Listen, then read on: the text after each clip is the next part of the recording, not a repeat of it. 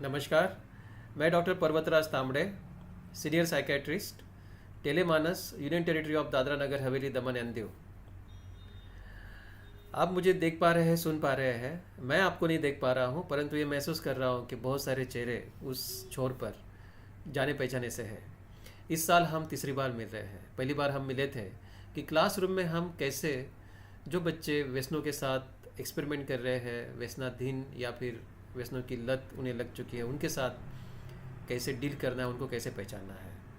दूसरी बार हम मिले कि जो बच्चे प्रॉब्लमेटिक बिहेवियर कर रहे हैं, उनके साथ कैसे डील करें। और आज हम तीसरी बार मिल रहे हैं और आज का विषय उन सबसे महत्वपूर्ण विषय है जहां हम जानने वाले हैं कि बच्चों में सुसाइडल आइडिएशंस एज ए टीचर आप क्लासरूम में कैसे पहचान सकते हैं और उन सुसाइडल आइडिएशंस के साथ आप कैसे डील कर सकते हैं और किसी की जान बचा सकते हैं। अगर आप किसी एक स्टूडेंट की जान बचा रहे हैं, एक बच्चे की जान बचा रहे हैं, तो आप देश का भविष्य भी बचा रहे हैं। तो आइए इस विषय की शुरुआत करते हैं।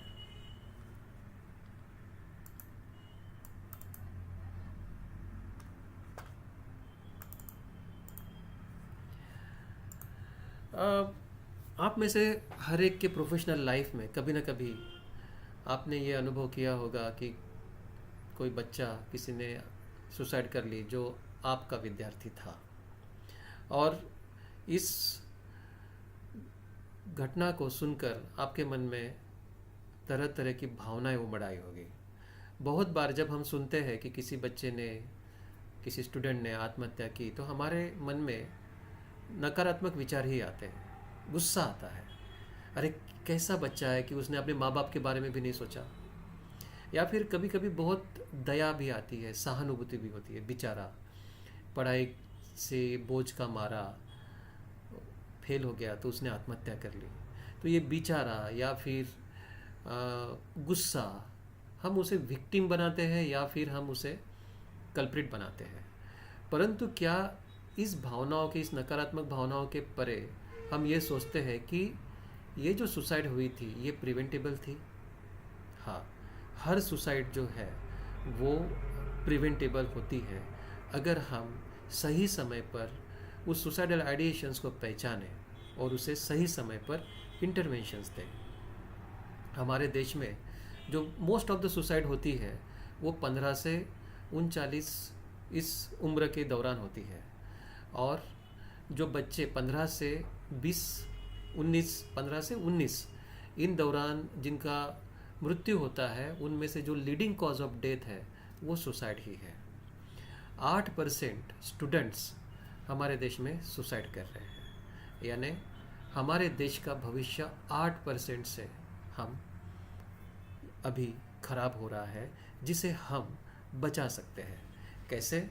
जस्ट आपके ऑब्जर्वेशन से मैं समझता हूँ कि जैसे माँ अपने बेटे के मन में क्या चल रहा है, उसके मन में कौन सी भावनाएं हैं, बिना बोले बिना सुने वो समझ सकती है। वैसे टीचर्स जो रोज़ क्लासेस में, वही बच्चों को देखते आते हैं, वो भी बच्चों के व्यवहार से, उनके वाणी से समझ सकते हैं कि इस बच्चे के मन में क्या चल रहा है, इस बच्चे के बैकग्राउंड में क्या चल रहा है। तो आप क्या क्या ऑब्जर्व कर सकते हैं बच्चों में? अगर एकेडमिक चेंजेस आ रहे हैं, कैसे कि वो आजकल स्कूल में अब्सेंट रह रहा है, पहले बराबर रेगुलर रहता था, आजकल वो अब्सेंट रह रहा है। बच्चा पढ़ाई के दौरान कंसंट्रेट नहीं कर पा रहा है। आप क्लास में पढ़ा रहे हो, फिर सवाल पूछ रहे हो, वो सवाल का जवाब नहीं दे पा रहा है, उसका ध्यान इधर उधर भटकता है। पहले ऐसा नहीं था। बच्चों का जो एकेडमिक परफॉर्मेंस है वो सडनली ड्रॉप हो रहा है। पहले बच्चा होशियार था, अच्छे मार्क्स मिलते थे, लेकिन अभी वो फेल होते जा रहा है, मार्क्स एकदम घट गए हैं। अगर ये बदलाव आपको अगर दिखते हैं तो थोड़ा सा आपने अलर्ट होना चाहिए कि बच्चे के लाइफ में कुछ न कुछ घटित हो रहा है, बच्चे को कुछ न कुछ समस्या का बच्चा सामना कर रहा है। अगर बच्चे में मूड चेंजेस आपको दिखते हैं, कभी कभी बच्चा रो रो रहा है स्कूल में, उसके चेहरे पर भावनिक समस्याएं दिख रही है, छलक रही है, भावनिकता छलक रही है। कभी कभी बच्चा ज़्यादा गुस्सा कर रहा है, कभी कभी वो बाकी बच्चों की तुलना में कटा कटा सा रह रहा है, किसी के साथ बात नहीं कर रहा है, मिलता जुलता नहीं है। कुछ कुछ बच्चे ज़्यादा शैतानी कर रहे हैं, एक दूसरे को मारना पीटना, टीचर्स को डिस्टर्ब करना, क्लास को डिस्टर्ब करना, ये बिहेवियरल, ये बर्ताव वाले उनमें बदलाव आ रहे हैं। तो भी हमने अलर्ट होना चाहिए कि पहले ये बच्चा ऐसा नहीं था, अभी ये ऐसा कर रहा है, कुछ तो भी प्रॉब्लम है। और हम क्या क्या देख सकते हैं, अगर आपको ये पता चलता है बच्चे के बारे में बाकी बच्चों से, या फिर इधर उसके आस पड़ोस के लोगों से, या फिर उनके पेरेंट्स से, कि बच्चा बैड हैबिट्स में घुस गया है, उसको दारू की लत लग गई है, या फिर सिगरेट तंबाकू इसका इस्तेमाल कर रहा है। अगर आपको पता चलता है कि बच्चा रिलेशनशिप में था, गर्लफ्रेंड बॉयफ्रेंड, बहुत बार आपको पता चल जाता है ना, और उस रिलेशनशिप टूट गई है और उस वजह से बच्चा डिस्टर्ब्ड है। आपको पता चलता है कि बच्चा दूसरे बच्चे को चिढ़ा रहा है, उनको तकलीफ़ दे रहा है, या फिर आपको बच्चे की सिचुएशन तो पता होती है कि ये बच्चा बहुत होशियार है लेकिन बहुत टेंशन लेता है, और अभी एग्ज़ाम आ रही है बोर्ड की, और उन दौरान बहुत टेंशन में है।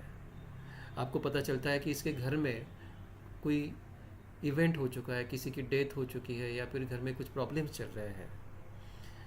तो ऐसे समय में, ऐसे सिचुएशन जब आपको पता चलती है, उस समय में भी आपने अलर्ट होना चाहिए और समझना चाहिए कि बच्चा कुछ मानसिक समस्याओं का भी साथ में सामना कर रहा होगा।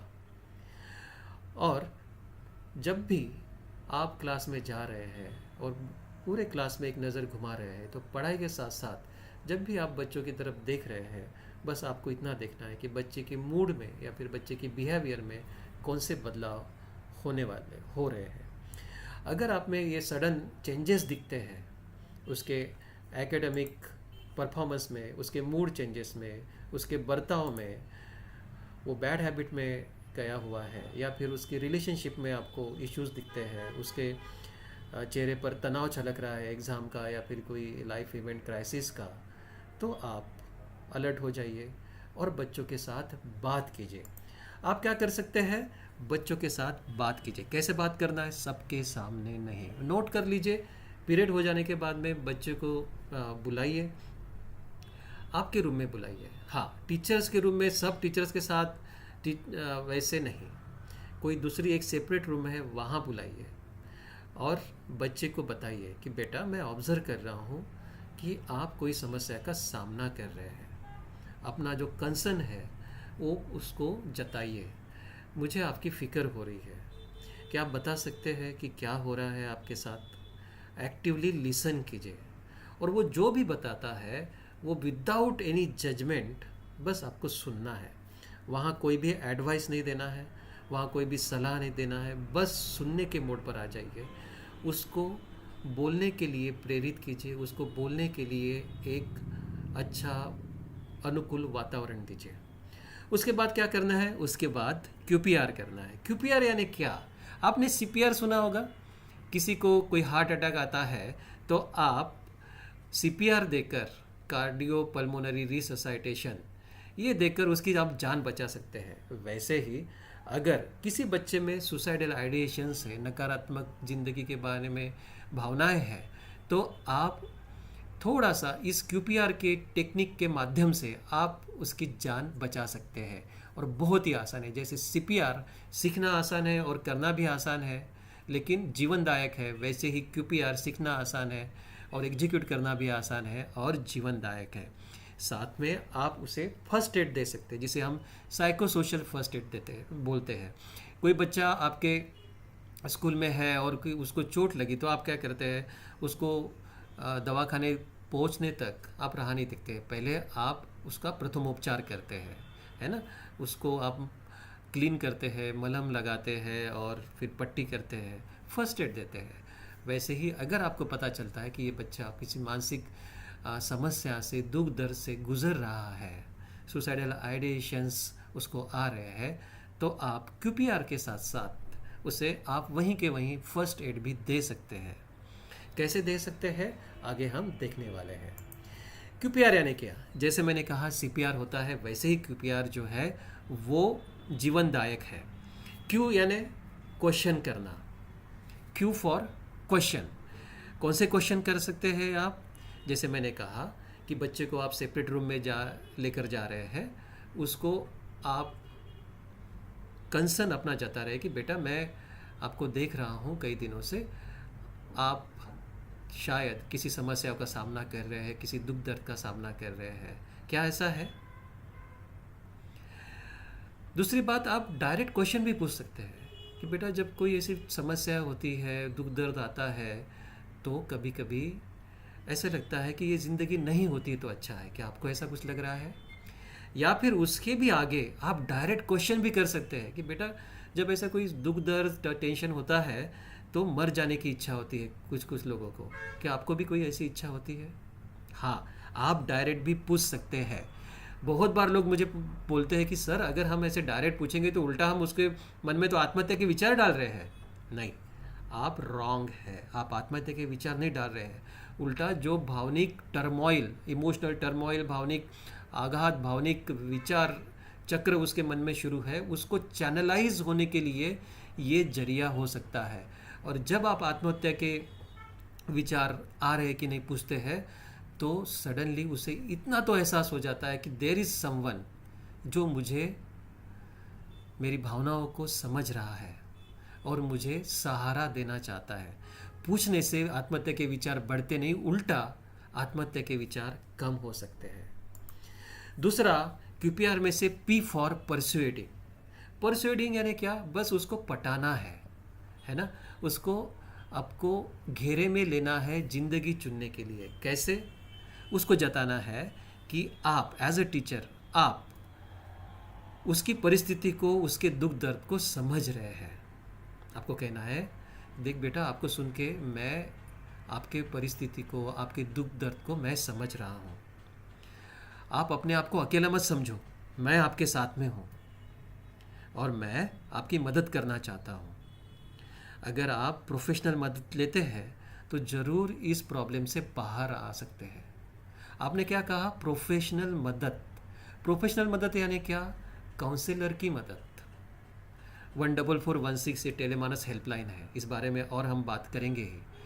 उनकी मदद, या फिर जो साइकेट्रिक डिपार्टमेंट है आपके सिविल अस्पताल में, वहाँ जो काउंसलर है, वहाँ जो साइकोलॉजिस्ट है, वहाँ जो साइकेट्रिस्ट है, उनकी मदद, ये प्रोफेशनल मदद हो गई। और आप भी उसे मदद दे सकते हैं। तो क्या कहना है?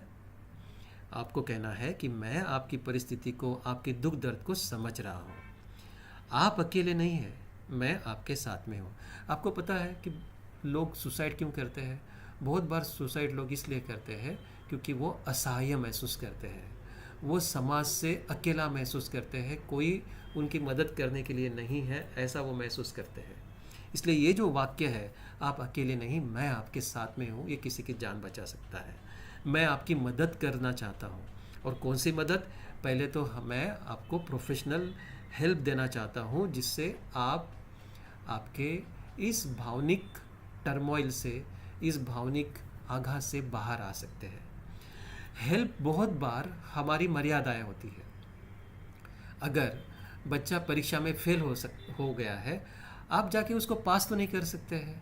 अगर बच्चे के घर में आर्थिक समस्या है, आप जाके उनको पैसों की मदद तो नहीं कर सकते हैं, परंतु इतना आप बल जरूर दे सकते हैं कि उसकी मानसिक शक्ति बढ़े, जिससे वो पढ़ाई कर सके और एग्ज़ाम पास कर सके। उसकी मानसिक शक्ति बढ़े, जिससे वो उसकी घर की जो परिस्थिति है, आर्थिक हालात है, उसका वो सामना कर सके और कोई रास्ता पूरे फैमिली मिलकर ढूंढ ले और अपनी शिक्षा भी वो कंटिन्यू कर सके, है ना। तो हमें आपको जो वादा करना है वो प्रोफेशनल हेल्प, जो उसके मानसिकता को सकारात्मक सोच बनाने के लिए प्रेरित करेगा, उस प्रोफेशनल हेल्प के लिए आपको वादा करना है। तो पी फॉर परसुएडिंग हो गया। फिर आर फॉर रेफरल। रेफरल यानी क्या? पेशेंट को सही जगह, अभी यहाँ पेशेंट को स्टूडेंट को सही जगह प्रोफेशनल हेल्प के लिए रेफ़र करना, इतना आसान है। लेकिन आपको इस बारे में इन्फॉर्म रहना चाहिए कि ये हेल्प कहाँ कहाँ अवेलेबल है। तो पहली बार ये ध्यान में रखो कि टेलीमानस हेल्पलाइन 14416, ये नंबर आपको मुंह जुबानी याद रहना चाहिए, आप ये लिख लीजिए 14416। ये जो टेलीमानस हेल्पलाइन है ये सरकारी हेल्पलाइन है, और अपने दादरा नगर हवेली दमन दीव के लिए हमारे सिलवासा में ये टेलीमानस हेल्पलाइन है, जहाँ 24/7 काउंसलर्स जो ट्रेंड काउंसलर है वो अवेलेबल है, जहाँ 24/7 क्लिनिकल साइकोलॉजिस्ट और साइकेट्रिक सोशल वर्कर अवेलेबल है, और साथ में साइकेट्रिस्ट अवेलेबल है। कभी भी ये टोल फ्री नंबर, जिसको कहीं पैसे नहीं लगने वाले, आप अपने मोबाइल से बच्चे को लगा कर दे सकते हैं, या फिर बच्चा खुद जब भी उसको ज़रूरत पड़े रात बेरात वो इस मोबाइल में फ़ोन लगा सकता है। इस मोबाइल पे जब आप फ़ोन लगाते हैं आपको भाषा का चयन करना है, गुजराती, हिंदी या फिर इंग्लिश। उसके बाद में आपको आपके प्रदेश का चयन करना है, गुजरात या फिर दादरा नगर हवेली दमन दीव। तो दादरा नगर हवेली दमन दीव इसका चयन करने के लिए बच्चे को बोलना है, और जिससे वो काउंसलर से डायरेक्ट बात कर पाएगा। और ये जो उसका वेयर अबाउट्स रहेगा, पेशेंट का जो नाम रहेगा या फिर उसका फ़ोन नंबर रहेगा, ये अगर आप चाहते हैं तो ये कॉन्फिडेंशियल रहता है। एक तो फ़ोन नंबर तो कॉन्फिडेंशियल 100% रहता ही है, नाम बताना न बताना ये पेशेंट के ऊपर निर्भर होता है। तो आपको पता होना चाहिए कि ये टेलीमानस हेल्पलाइन के बारे में, 14416 के बारे में। साथ में आपको ये पता होना चाहिए कि आपके नज़दीकी सिविल अस्पताल में साइकेट्रिस्ट डिपार्टमेंट कौन सा है, और वहाँ आप बच्चे को भेज सकते हैं, उसके माता पिता को साथ में लेकर भेज सकते हैं अगर आपको लगता है कि डिप्रेशन जैसी मानसिक समस्याओं से बच्चा गुजर रहा है, जिस वजह से उसे सुसाइडल आइडिएशंस आ रहे हैं। फैसिलिटेटिंग कंसल्टेशन, आपने बस भेज दिया तो हो गया, ऐसा नहीं। आप उसे बताओ कि कैसे कॉल करना है। जो पहला कॉल है वो आप करके दिखाओ बच्चे को मोबाइल पर 14416 डायल करके, और उसके बाद में इंश्योर करो कि बच्चा रेगुलर इस प्रोफेशनल हेल्प को ले रहा है या नहीं ले रहा है, बच्चा रेगुलर फॉलोअप कर रहा है या नहीं फॉलोअप कर रहा है। ओके, अभी हम आते हैं फर्स्ट एड के बारे में। आप ये तो आपने QPR कर लिया, बच्चे की जान आपने बचाई, कैसे क्वेश्चन कर लिया, उसके भावनाओं के बारे में पूछा, उसकी परिस्थिति के बारे में पूछा, भावनाओं के बारे में पूछा, और मर जाने के विचार आते हैं कि नहीं इस बारे में पूछा। फिर उसको परसुएड किया, P फॉर परसुएशन, आपने उसे जताया कि आप उसके साथ में हैं, उसको समझ रहे हैं, आप उसके साथ में हैं और आप उसकी मदद करना चाहते हैं। फिर R फॉर, आपने उसको रेफ़र किया। कहाँ रेफ़र किया? टेलीमानस हेल्पलाइन को 14416 यहाँ आपने रेफ़र किया, और अगर ज़रूरत है तो नज़दीकी सिविल अस्पताल के साइकेट्रिस्ट को आपने रेफ़र किया। लेकिन आप तब तक आप खुद वहीं के वहीं कैसे बच्चे को फर्स्ट एड दे सकते हैं, हाँ, साइको सोशल फर्स्ट एड कैसे दे सकते हैं। तो सबसे पहले आपको ये समझना पड़ेगा कि आपको क्या नहीं करना है, क्या करना है फर्स्ट एड में। इसके पहले आपको समझना है कि क्या नहीं करना है। सबसे पहले आप जब बच्चों से बात कर रहे हैं तो कभी भी आप जजमेंटल मत होइए। जजमेंटल यानी क्या? जब वो बता रहा है, जब उसने अपने मन की भावनाएं बताई कि उसके मन में मर जाने के ख्याल आ रहे हैं, तो आप जजमेंट बिल्कुल नहीं हो जाइए। ऐसे करते हुए तुम्हें शर्म नहीं आती? तुम इतना कमज़ोर हो, मुझे तो पता नहीं था। ऐसे जो आपके क्रिटिकल वाक्य है उसको बिल्कुल नहीं बोलना है, बिल्कुल क्रिटिसाइज नहीं करना है ना। आपको सिर्फ लिसनिंग मोड पे आना है, बच्चे को सिर्फ सुनना है। तो बिल्कुल भी बच्चों के साथ अपना जजमेंट नहीं देना है उसके आत्महत्या वाले विचारों के बारे में। दूसरा, बच्चों के ऊपर अपनी मोरालिटी, अपनी फिलॉसफी नहीं झाड़ना है। ध्यान में रखिए, ये बाण उल्टा चल सकता है, उल्टा बच्चों की जान ले सकती है। कैसे? अरे अपने घर में माँ बाप पर क्या बीतती इसके बारे में तो सोचा होता। हाँ, आत्महत्या पाप है, भगवान ने इतनी अच्छी जिंदगी दिया है, तो अगर मर जाएगा तो भटकते रहेगा, भगवान कभी माफ़ नहीं करेंगे। ये मोरालिटी वाले, ये फिलॉसफी वाले पाठ बिल्कुल भी नहीं देना है। अगर आप ऐसे करते हैं, उल्टा आप उसको, उस पर्सन को, उस बच्चे को हीन दीन बनाते हैं। मैं कितना गया गुजरा हूँ कि मैं मेरे मम्मी पापा के बारे में भी नहीं सोच पा रहा हूँ। मैं कितना गया गुजरा हूँ कि भगवान ने इतनी अच्छी ज़िंदगी दे रही है, लेकिन मैं वो अच्छी ज़िंदगी का उपभोग नहीं कर पा रहा हूँ। या फिर भगवान ने मेरे लिए ऐसा क्या किया है आज तक, सबके लिए भगवान करते हैं, मेरे लिए क्या किया है, तो मैं क्यों ज़िंदगी जीऊँ, ऐसा उल्टा असर हो सकता है। तो बिल्कुल भी आपको ऐसी फिलोसॉफी नहीं झाड़ना है। और क्या करना है और क्या नहीं करना है? Don't express shock. जब बच्चा बोलता है कि मुझे आत्महत्या करने के विचार मन में आ रहे हैं, अपने चेहरे पर कोई भी गुस्सा या फिर कोई भी शॉक मत दिखाओ। ऐसा कैसे सोच सकते हो तुम? बिल्कुल नहीं, काम एंड कूल रहो, सिर्फ सुनो। आपके चेहरे पर ना ही दुख रहना चाहिए, आपके चेहरे पर ना ही दया रहनी चाहिए, ना ही गुस्सा रहना चाहिए। Don't minimise. आप फिर पूछेंगे कि कौन से बात के लिए आप आत्महत्या के विचार आ रहे हैं? सर मैं एग्ज़ाम में फेल हो गया। अरे इतनी फालतू बात के लिए आत्महत्या के विचार आ रहे हैं, एक पेपर हो गया फिर दूसरा निकल जाएगा। नहीं बोलना है। वो भले ही एक पेपर उसका रह जाना आपके लिए छोटी सी बात होगी, वो बच्चे के लिए शायद वो बड़ी बात हो सकती है। तो उसका जो कारण है उसको मिनिमाइज नहीं करना है। ऐसे छोटी सी फालतू बात पर आत्महत्या के विचार तुम्हें कैसे आ सकते हैं? नहीं बोलना है। Don't trivialise. कभी कभी बच्चे बार बार बोलते हैं कि सर मुझे मरने की इच्छा हो रही है, मरने की इच्छा हो रही है। तो सब लोग बोलते ही है, मम्मी पापा को धमकाने के लिए बोलते हैं, दूसरे को ब्लैकमेल करने के बोलते हैं, मुझे पता है ऐसा तुम कुछ नहीं करने वाले हो। ऐसी चीज़ें भी बात मत करो। बहुत बार जो बच्चों ने आत्महत्या की है उसके पहले उसने 10 बार भी ये चीज़ें बोल के दिखाई है और सच में 11वीं बार आत्महत्या किया है। तो ऐसा मत कीजिए, उसको आप ट्रिवियलाइज मत कीजिए। फिर क्या करना है? ये तो हो गया क्या नहीं करना। तो फिर अभी क्या करना है? आपको क्या इंटरवेंशन देना है? उसके साथ सपोर्टिव रहिए। बस उसके कंधे पर हाथ रखिए, उसको बोलो कि बेटा आप अकेले नहीं है, मैं हमेशा आपके साथ में हूँ।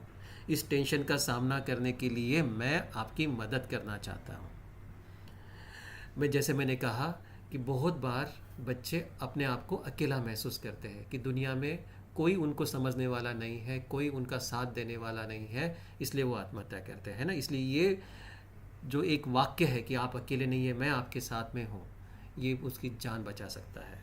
दूसरा, लोग आत्महत्या इसलिए करते हैं क्योंकि वो निराश हो जाते हैं, वो हतबल हो जाते हैं, कोई रास्ता उनको दिखता नहीं है।